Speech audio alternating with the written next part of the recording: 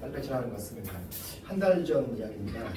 제가 이제 아내를 태우려고 아내가 근무하는데 간호학원 앞에서 차를 아내를 기다리다가 차를 아내가 오니까 문을 열고 아내가 차를 탔는데 갑자기 뒷문이 열린 겁니다. 아내는 앞에 탔는데 누가 또 문을 여는 거예요. 뒷문을 봤더니 어떤 나이 드신 한 70대 정도 되신 분이 갑자기 문을 여시면서 문을 여는 거 제가 당황을 했습니다. 가끔 제가 그런 경험도 하거든요. 택시인 줄 알고 타신 분이 계십니다. 택시인 줄 알고. 그래서 혹시나 또 그런가 했더니 그게 아니라 이분이 다급하게 자기를 좀 그 빈센트 병원, 수원에 가면 빈센트 병원이 있습니다. 거기가 이 대원아 교사입니다. 아주대병원.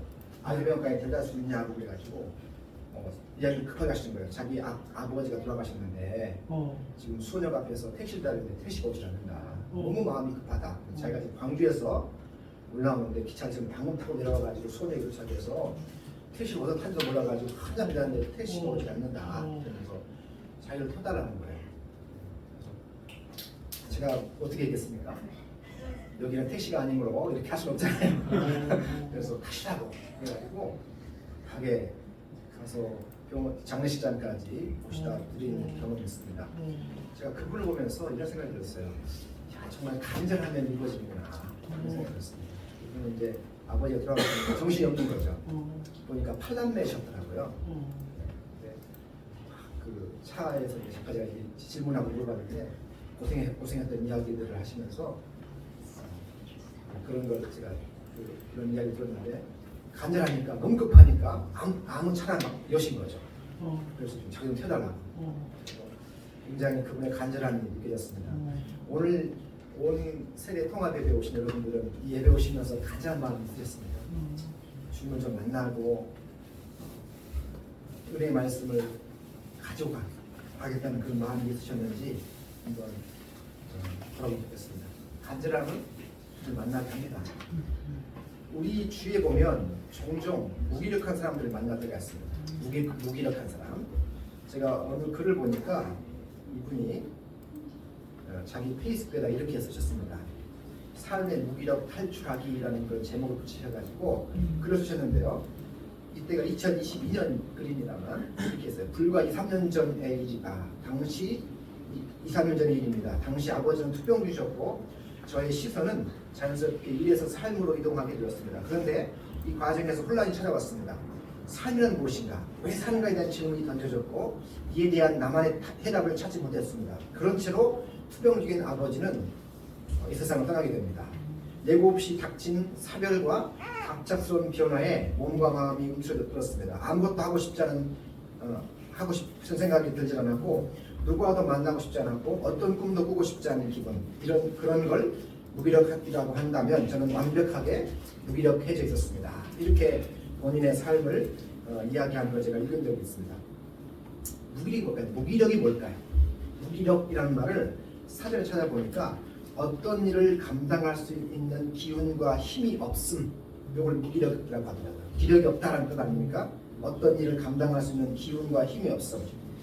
삶의 무기력은 생명력이 없는 생활을 하는 겁니다. 아무 일도 하고 싶지 않은 기운이 빠진 상태, 이게 바로 무기력이죠. 무기력에는 몸에 힘이 빠지는 것도 있지만 정신에 힘이 빠지는 것도 있습니다.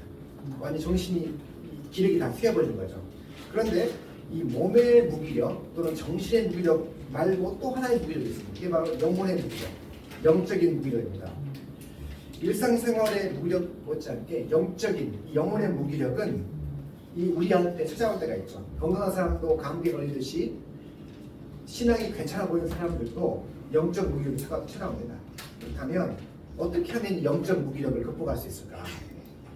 영적 무기력에 빠지면 사람들이 쉽게 죄에 빠져버립니다. 신앙생활의 열망과 열정이 사라져버리죠. 이 영적 무기력을 극복할 수 있는 방법이 뭘까? 사도행전 19장에 그 답이 있다고 생각합니다. 오늘 19장을 보면 무기력과는 정반대의 상황을 만나게 됩니다. 영적 무기력을 극복하고 생명력 있는 신앙생활을 하려면 어떻게 하면 될까? 사도행전 19장은 바울이 에베소에서 복음을 전한 내용입니다. 이 복음 때문에 이 도시가 바뀐 내용을 기록합니다. 이 도시의 사회적, 경제적 영향력이 이 얼마나 대단했는가를 보여주는데요. 자, 여기 본문에 보면 바울이 전했던 복음 때문에 에베소가 받았던 그 영향력을 세 가지 사건을 통해 설명합니다. 하나가 뭐냐면 수교의 7 아들 사건입니다. 또 하나가 주술책을 펴버린 사건이고, 마지막 세 번째가 사도행전 19장 후반부에 나오는데 아르테미스 여신의 모형을 만들어 팔던 사람들이 장사가 돼가지고 폭동을 일으킨 이야기가 나옵니다. 오늘 본문은 사실은 이제 19장 20절까지 가야 되는데 너무 길다 보니까 제가 10절까지 잘랐습니다. 자, 영적 무기력을 극복하려면 어떻게 하면 될까요? 영적 무기력. 주의 말씀에 힘이 있음을 경험해야 됩니다. 무기력은 힘으로 이겨야 되는 겁니다. 자, 그렇다면 첫 번째 무기력을 극복하려면요, 성령을 아셔야 됩니다. 성령을 아셔야 돼요. 여기 1절부터 7절까지 내용입니다. 1절부터 7절까지 내용이 주의 말씀에 힘이 있음을 경험하려면 성령을 의지하십시오 라는 주제가 나오는 대목입니다. 사도행전 19장은 아까 말씀드렸던 것처럼 에베소라는 도시에 바울이 복음을 전하는 내용인데, 여기 1절에 보면요, 바울이 그 에베소에 와가지고 어떤 제자들을 만납니다. 1절에 보시면 아볼로가 고린도에 있을 때 바울이 중간쯤 보시면 에베소에 와서 어떤 제자들을 만나니, 여기 보면 이 어떤 제자들이 도대체 예수 믿는 사람인가 아닌가 약간 애매합니다. 여기 내용을 보면요, 2절에 보면 너희가 믿을 때 성령을 받았느냐는 질문합니다. 이렇게 볼 때요, 내용을 문맥을 볼 때 아마도 이 사람들은 예수를 안 믿는 사람들 같습니다. 예수를 안 믿는 사람들 같아요. 왜냐하면 바로 나중에 이들에게 세를 받습니다. 5절 가서 보시면 그들이 듣고 주 예수의 이름으로 세를 받으니, 세를 받아요. 따라서 앞에 나오는 아볼로가 있는데, 아볼로도 세례 요한의 세례만 알던 사람이고, 우리가 보고 있는 19장 1절도 어떤 제자들이 나오는데 둘 다 세례 요한의 세례만 아는 사람들입니다. 반면에 아볼로는 세례받다는 얘기가 안 나옵니다. 그런데 여기 19장에 오면 이 제자들은 세례를 받습니다. 따라서 뭘 보여주냐면 아마도 바울은 처음에 에베소에서 이 제자들을 만났을 때 예수님을 믿는 사람인 것처럼 생각했단 말이에요. 그런데 대화를 해보니까 이 사람 예수 믿는 사람이 아니네 라고 생각하면서 곧바로 이 사람 예수 믿지 않는 사람이었던 걸 알게 됩니다. 그래서 2절에 보면 이렇게 이상한 질문을 하죠. 2절에 보시면 같이 한번 읽어볼까요? 2절 같이 한번 읽어보겠습니다. 시작.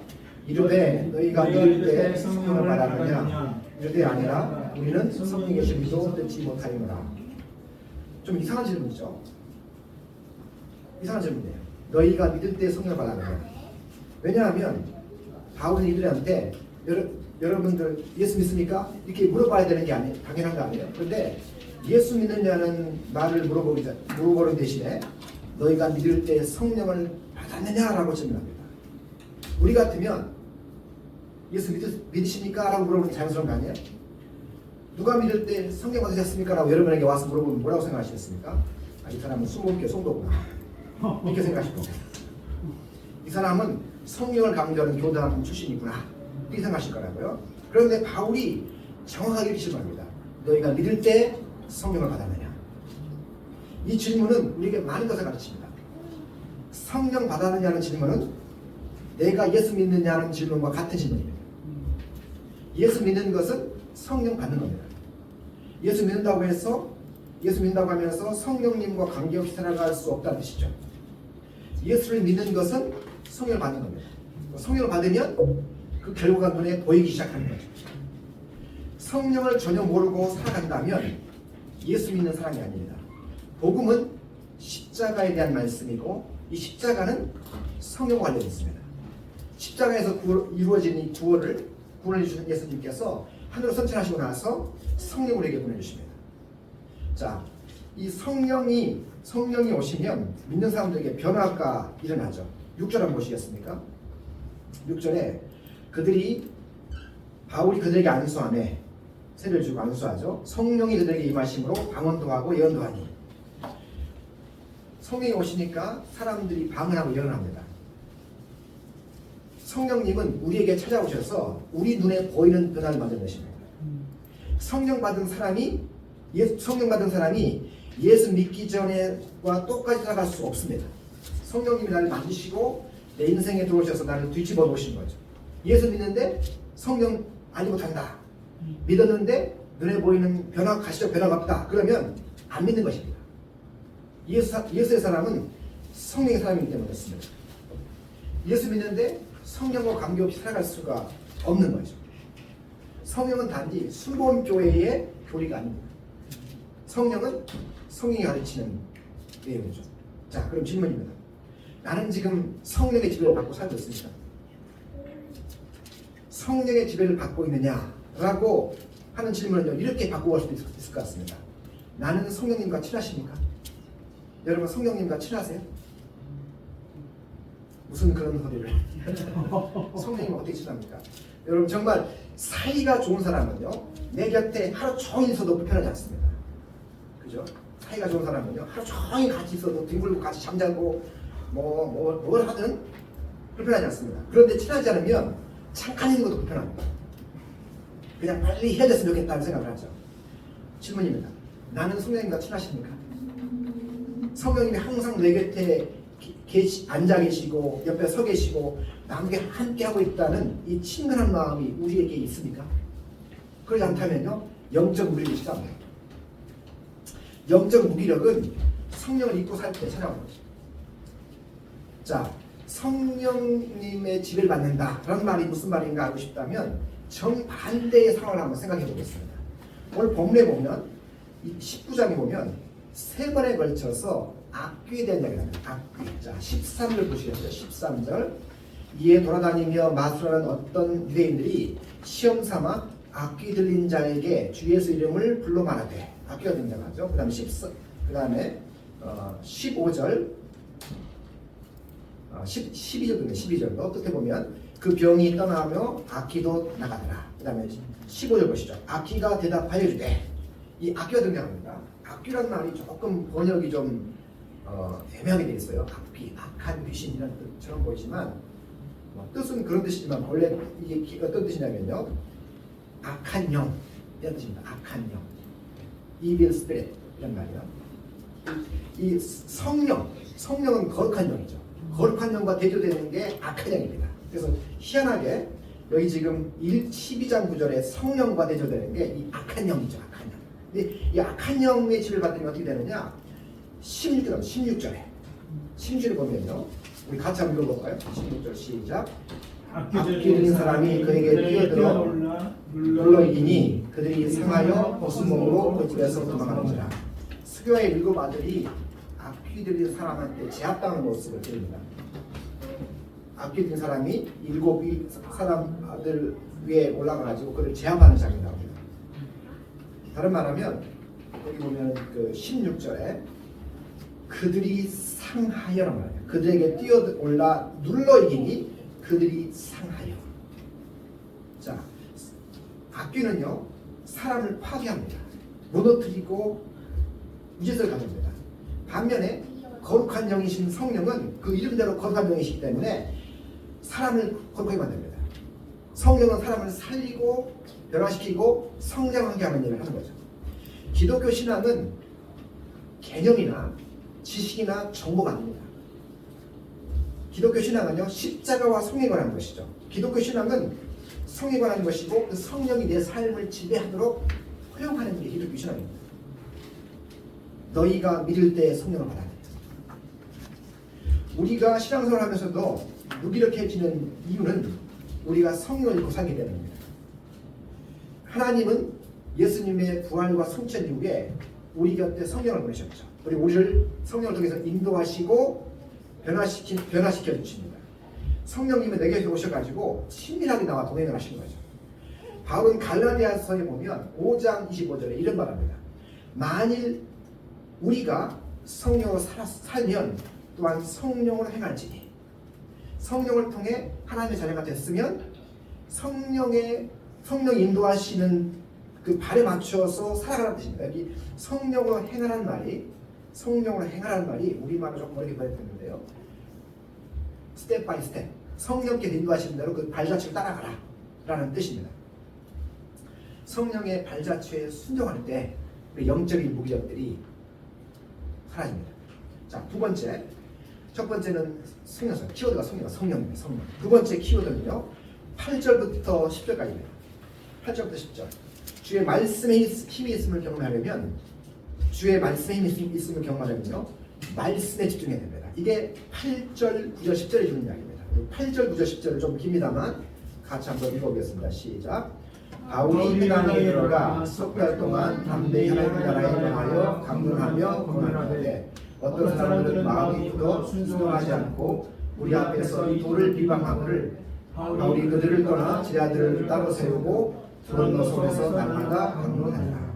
자, 이 8절 9절 보면 바울의 복음이 장애물에 부딪힌 이야기랍니다. 거기 보면 앞에 8절에 바울이 회당에 들어가서 3달 동안을 복음 전합니다.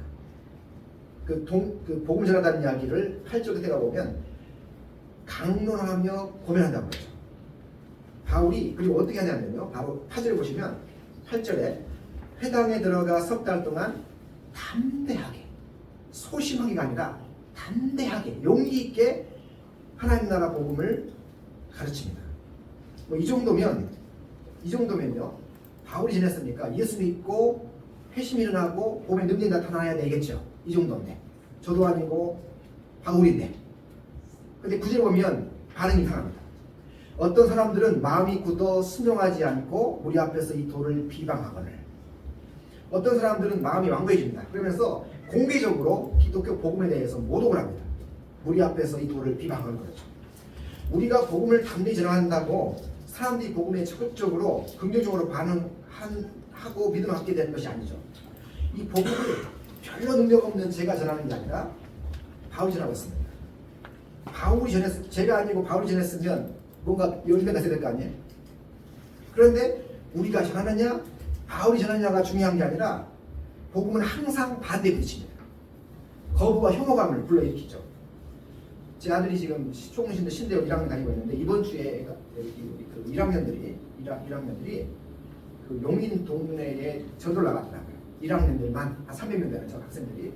그런데 그러면서 이제 보람이 한 이야기가 뭐냐면 제가 차를 태워가지고 오는데 전도를 갔다가 참 무한 많이 당했다 라는 얘기예요. 무한을 많이 당했다.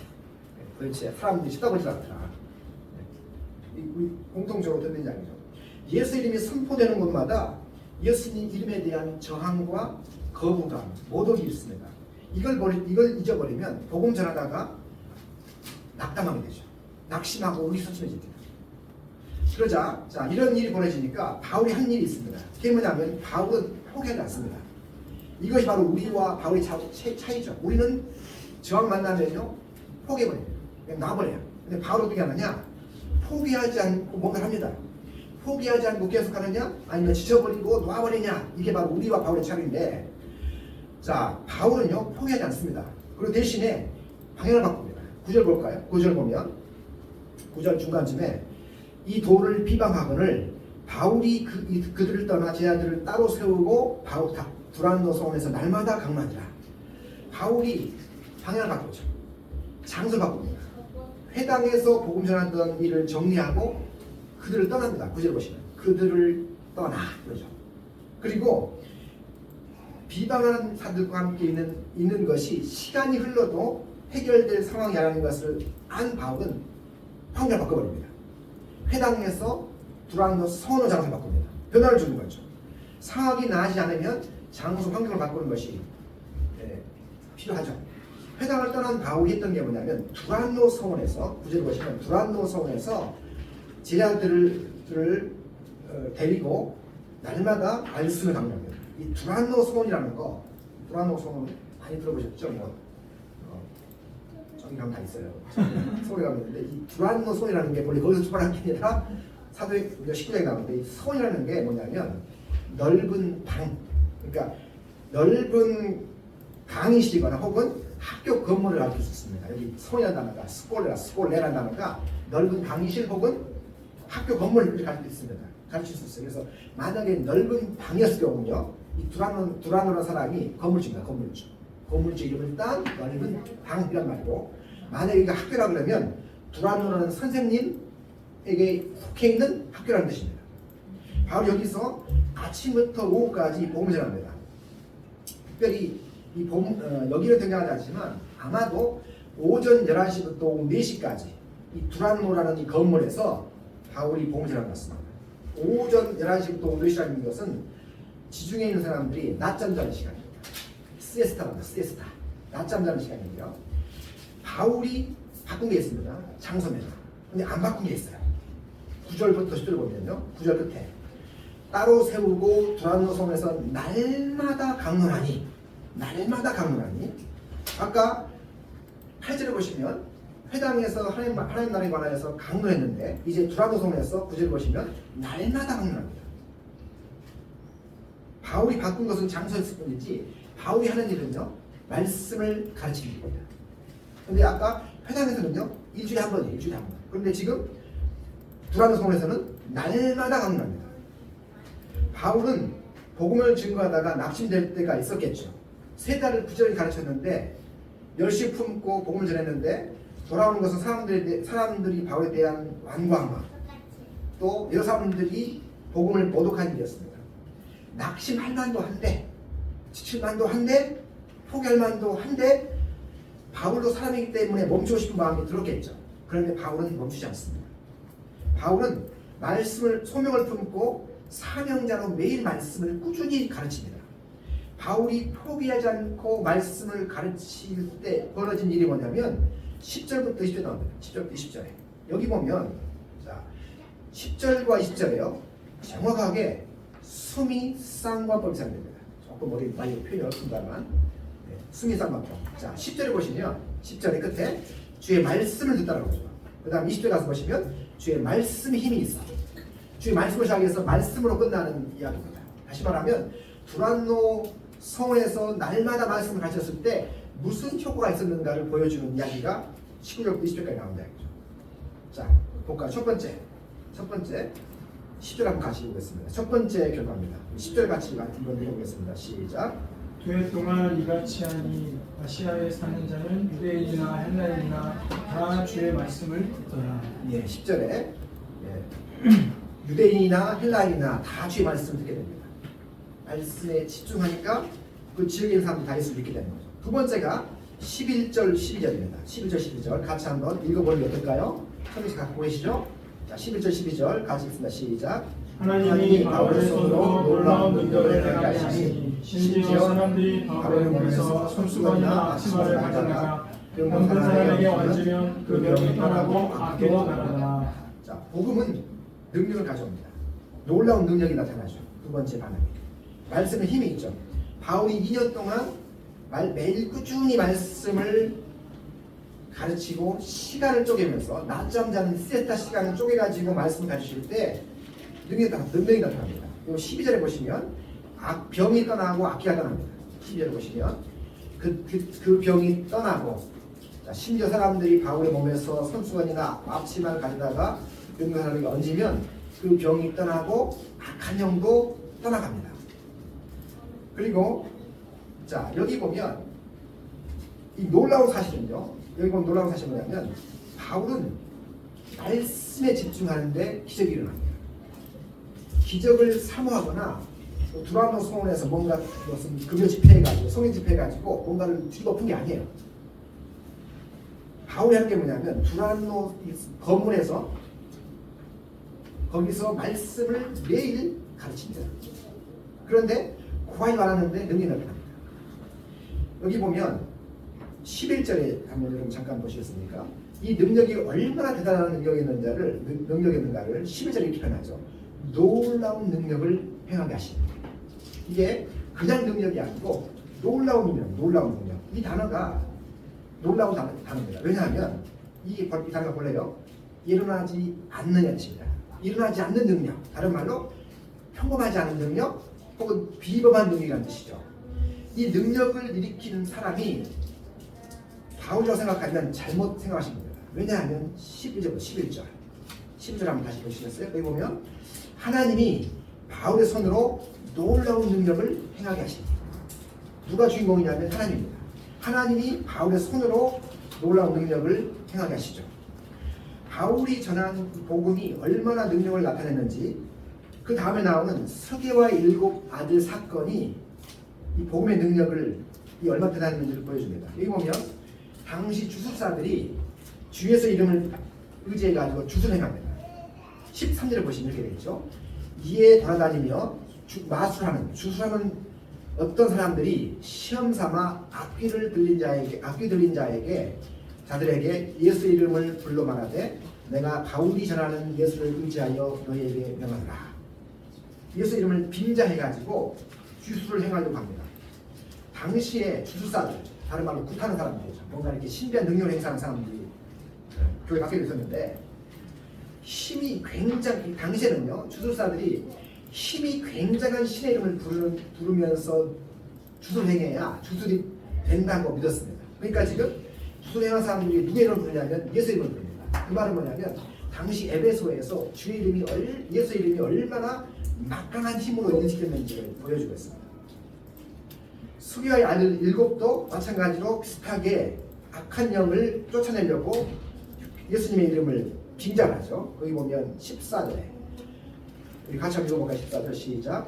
유대의 한 제사장 스게와의 일곱 아들도 이 일을 행하더니 악기가 대답하여 이르되 내가 예수도 알고 바울도 알거니와 너희는 누구냐?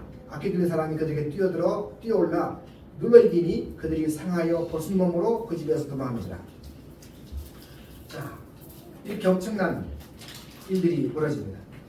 당시에 주술사들이 예수 이름을 빌려가지고 한번 흉내내 보려고 했던 거예요. 그 정도로 예수 이름이 막강한 힘을 이 에베소 도시에 발휘합니다.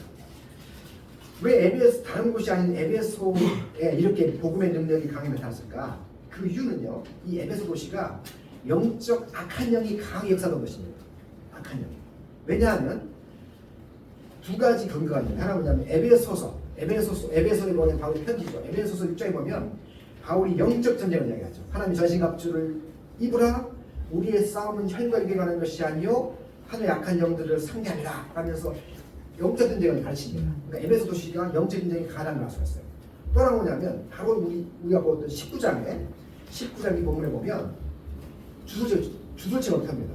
바로 뒤에 보시면 어디인가요? 19절에 또 마술 행하던 많은 사람이 그 책을 모아가지고 와서 모든 사람 앞에서 불살인 거죠. 그러니까 에베소 서절 편지를 보거나 사도행전 19장 우리가 읽었던 본문을 보거나 에베소 도시는 악한 영이 지배하던 도시였습니다. 그런데 바울이 이 도시에서 하게 뭐냐면 2년 동안 매일 말씀을 가르치는 것입니다. 그랬더니 놀라운 일들이 벌어집니다. 복음은 아까 말씀드렸던 것처럼 단지 지식이 아닙니다. 단지 정보가 아니죠. 머리로만 생각하는 개념이 복음이 아닙니다.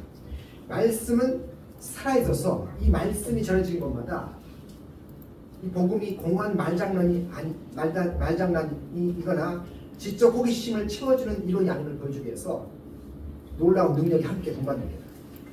말씀은 능력을 일으키고 치유를 일으키고 회복을 일으킵니다. 우리가 말씀에 집중하고 성령을 의지할 때 벌어지는 것이 치유고 회복입니다. 치유와 회복 자체가 복음은 아니지만 말씀이 선포되고 강론되고 가르쳐지면 그리고 그걸 포기하지 않고 계속 말씀에 집중하면 하나님은 말씀을 통해 그 말씀이 진짜인 것을 증명하기 위해 놀라운 일들을 일으키신 거죠. 자, 세 번째, 바울이 2년 동안 두란노 성원에서 말씀 강론했을 때 벌어진 일입니다. 첫 번째는 능력을 나타났죠. 아시아에 있는 모든 사람들이 복을 받았죠. 두 번째가 능력을 나타났습니다. 세 번째 이야기가 17절부터 19절까지 이야기입니다. 17절부터 19절 조금 깁니다. 같이 한번 읽어보겠습니다. 17절부터 19절 시작.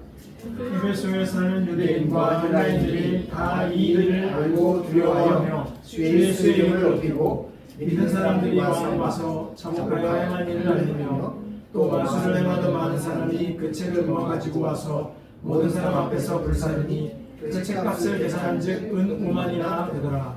자, 두란노 성원에서 바울이 매일 남들이 낮잠 자는 시간에 그래서 자는 시간을 쪼개가지고 말씀을 가르쳤을 때 무슨 일이 벌어졌던가? 그것은 성도들이 바뀐 겁니다. 아까 앞쪽은 사람들이 놀라는 거였어요. 그 밖에 있는 사람들이 놀라는 거다면 지금 뭐냐면 교회 안에 있는 사람들이 바뀐 겁니다. 18절 보시면 믿는 사람이 와서 자복하여 행한 일을 알리며. 믿는 사람들이 자기 죄를 자복합니다. 회개운동이라는 거죠. 죄를 자백하고 자기들이 잘못했던 악행들을 회개합니다. 이게 18절입니다. 믿는 사람들이 와서 자복하고 죄를 자복하고 행한 일을 알리며. 그러나서 이 회개한 일이 뭔가? 이게 19절에 우리 19절 말씀을 다시 한번 좀 읽어보겠습니다. 19절. 자, 시작. 또 말씀을 행하던 많은 사람이 그 책을 모아 가지고 와서 모든 사람 앞에서 불사르니 그 책값을 계산한즉 은 5만이나 되더라. 자, 여기 보면 주술책을 모아다가 사람들이 모든 사람 앞에서 불을 태워버립니다. 근데 이 행동을 누가 했는가? 질문을 볼 필요가 있어요. 우리말 보면 마술 행하던 많은 사람들 해가지고 예수 안 믿는 사람처럼 보이지만 그렇게 읽으면 안 돼요. 18절과 19절에 연결되어 있습니다. 그러니까 믿은 사람들이 와서 죄를 자복하고 행한 일을 알리는데 이게 무슨 일이에요? 믿는 사람들이 뭘 했다는 이야기입니까? 예수 믿지만 아직 주술 행하고 있다는 이야기예요. 주술을. 성도들이 이 주술책을 버리지 못하고 이 책을 옷장에다가 놓는 거예요. 남이 안 보는 데 놓는 거예요. 예수 믿지만 주일날 교회에서 예배드리지만 집에 가서 보는 평범 이렇게 수리수리 마술 사바하 이렇게 하면서 이게 뭐냐? 이 주술책은 그러니까 이거죠. 쉽게 말하면 예수 믿지만 일이 안 풀리면 이 주술책 꺼내가지고 아까 말씀드렸던 다시 다른 거게 수리수리 마술이 수수리 사바하 이렇게 하면서 주문을 행했다는 모양입니다. 전문용어로 양다리 신앙을 한 겁니다. 양다리 신앙. 하나님 믿지만 하나님만 믿는 게 아니라 복음 하나 들어놓은 거죠. 주술책에다 복음을 들어놓은 거예요. 그리고 예수 혹시나 예수 믿었다가 안 되면 이걸로 가자 이렇게 한 거죠. 그런데 바울이 두란노 성원에서 말씀을 2년 동안 매일 잠자는 시간을 쪼개가지고 가르쳤을 때 하나님의 능력을 통해 이 복음이 얼마나 강력한 것을 보여주는데 그 가운데 하나가 뭐냐면 성도들이요 세속적 신앙을 회개합니다. 자기 죄를 자복하고 혼합적 신앙을 포기하는 일이 벌어집니다. 여기 보면 책을 불사한다는 것이 굉장한 의미가 있습니다. 아까 19절이죠. 주술책을 불사한다는 게 굉장한 의미가 있습니다. 과거 신약시대에 책을 모아다가 불사르는 일이 있었습니다. 이때는요 주로 여러분 기억나십니까? 불온서적? 기억나세요? 집에 불온서적 하나 갖고 계십니까? 불온서적들. 다시 말하면 로마 정부에 위협을 가하는 내용을 기록하고 있는 불온서적이 있으면 당시에 도시 정관장, 총독이 됐던 군인이 됐던요 이 책을 압수합니다. 압수해가지고 그거를 불사하버렸습니다. 그런데 본문에 기록하고 있는 사건은 아까 말씀드렸던 이 불온서적과 다릅니다.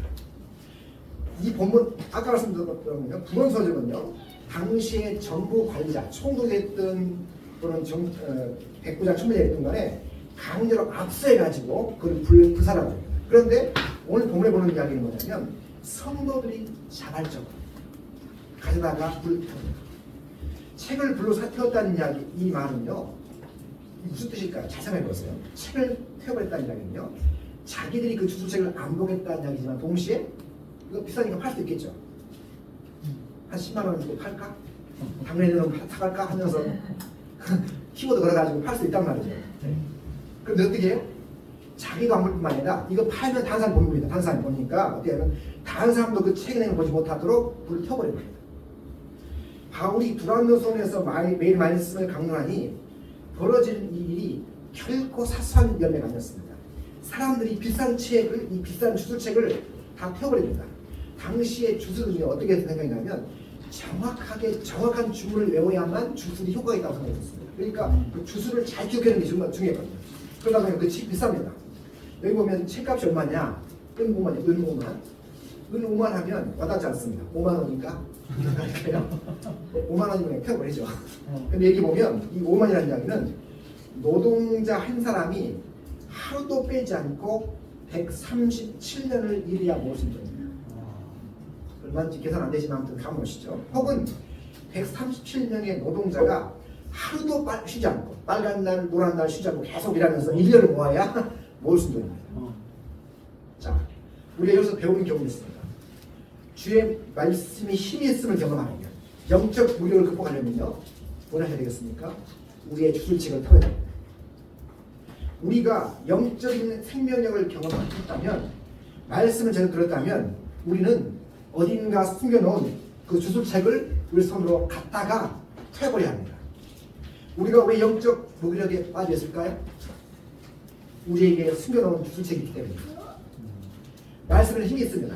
주의 말씀은 사람들의 의견이거나 조언이 아니기 때문이죠. 제가 어저께 제 아내가 수업하는 거를 강의 듣고 있거든요. 그걸 제가 들어서 그랬더니 거기 있는 강사한 이야기가 뭐냐면, 상담하시는 분들이 조금 상담이 좋은 게 아니라고 그러니까. 우리 뭐 이야기를 많이 상담하는 사람들은 왜냐면요, 상담하는 사람이 상담하다가 자살하는 경우가 있어요. 자살하는 경우가. 그럼 그 가족 친척들이 상담자를 법정 소송을 하라고 했대요. 법정 소송을. 그래서 상담하는 사람, 상담센터장 이러면서 법정 소송을 건대요. 자, 상담하는 사람한테 왜 법정 소송을 걸까요? 상담 어디서 가는 거죠? 개인의 의견이다, 조언이다, 당신이 조언을 잘못 줘가지고 준 거야, 이렇게 본다는 거죠. 전 그래서 얼마나 감사했는지 모릅니다. 왜냐하면 설교 전화했다고 저는 법정 소송 건 사람을 본 적이 없어요. 그냥 좋을 뿐이나 딴 생각하지 소송 걸지 않습니다. 얼마나 감사한지 모르겠어요. 목사님 저랑 감사합니다. 여러분, 우리 마음에 하나님 이런 생각이 있는 거죠. 아, 우리 마음에 비록 설교가 안 들리거나 또는 설교가 은혜가 되지 않더라도, 아, 이 말씀은 주의 말씀이라고 믿는 나는 생각이 들었어요. 제가 법정 소송하지 않는구나 제가 생각했는데요. 말씀을 받았더니 고난이 왔습니다, 목사님 책임지세요, 이렇게 고소하지 않죠. 여러분, 우리가 깊은 곳에 숨겨놓은 주술책은 우리 영혼에서 깊을 뺏어냅니다. 우리에게 찾아오는 영적 무기력은요, 사실 많은 경우 우리가 해결해야 할 이 숨겨놓은 주술책 때문에 온 겁니다. 우리가 감추고 있는 그 주술책은 뾰족한 가시가 되어서 우리 영혼을 찌르고 상처줍니다. 숨겨놓은 그 주술책을 가져다가 불러 태워버리지 않는 한 우리의 영적 무기력함, 영적 탈진은요 사라지지 않습니다. 그러므로 내가 나의 주술책을 자발적으로 주님께 가지고 나와야 됩니다. 그리고 불로 태워버려야 돼요. 거기에는 희생이 따릅니다. 자기 희생이 아니죠. 의무만 137명이 1년 동안 쉬지 않고 일할 금액의 책값입니다. 그런데 여러분, 그것을 숨기고 있으면 마치 악기가 우리 몸을 누르고 상하게 만드는 것처럼 우리 영혼은 빠져나올 수 없는 영적 패배감에 사로잡히게 될 겁니다. 영적 무기력을 벗어나려면 여러분, 숨겨놓은 주술책을 스스로 가져다가 태워놓으십시오. 그랬더니 무슨 일이 벌어집니까? 20절 보십시오. 20절, 이와 같이 주의 말씀 힘이 있어 흥하여 세력을 얻으리라. 주의 말씀에는 힘이 있습니다. 우리 영적 무기력을 극복하게 하는 신기한 힘이 있습니다.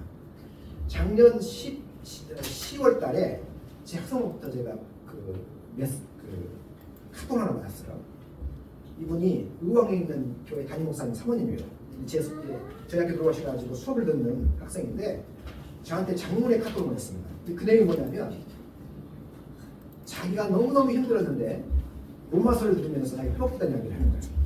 제가 좀 길이라만 하면 짧게 못 읽고 빠르게 읽겠습니다. 그 이야기는요, 자, 이분의 이야기입니다. 몸과 마음이 아프고 나서 나의 삶을 돌아보니 내가 그동안 모든 일에 얼마나 순종적이었고 내 의견이 하나 내지 못한 삶이었는지, 내가 요구할 권리 하나 챙기지 못하며 얼마나 나를 돌아보지 못했는지 알게 됐다. 이분이 사모님, 담임목사님 사모님이세요. 사모님이신데 본인이 힘들었던 이야기를 하시는 거예요. 모든 게 나 잘못인 것들만 같았다. 바보 같은 내 모습에 화도 나고 그저 순종적이고 차라리 희생하며 사시며 자기를 돌아보지 않고 사시며 고스란히 재겸의 내가 되도록 모두에 되어진 친정 부모에게 화가 났고, 결혼은 나를 발전하게 도와주기보다는 자기 꿈을 내 아내를 실행시키는 그 하나님의 남편과 하나님의 영광이라는 명목 때문에 담임 목사였던 아들의 사역을 위해서 이끌어온 것만 같았던 자기를 시댁시켰던 그 시댁 식구가 미웠다는 거예요. 이분이 이렇게 합니다. 남편 유학을 위해 악기하는 사람의 꿈인 직장인 교향악단을 내려놨어요. 이분이 바이올린 전공자거든요.